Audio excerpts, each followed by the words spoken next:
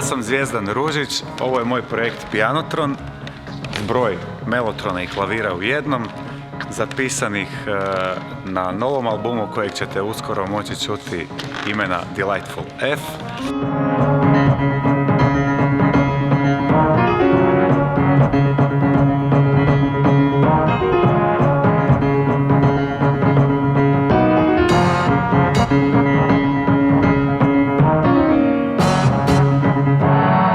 Moj četvrti autorski album, snimljen u predivnoj koncertnoj dvorani Vatroslava Lisinskog, na moju veliku čast.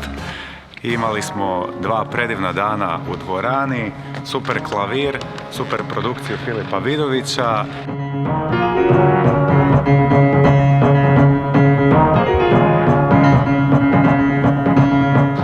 Zadnjih godinu dana pripremam ovaj materijal. Zadnjih 6 mjeseci vježbam po nekoliko sati dnevno upravo ove skladbe u krug.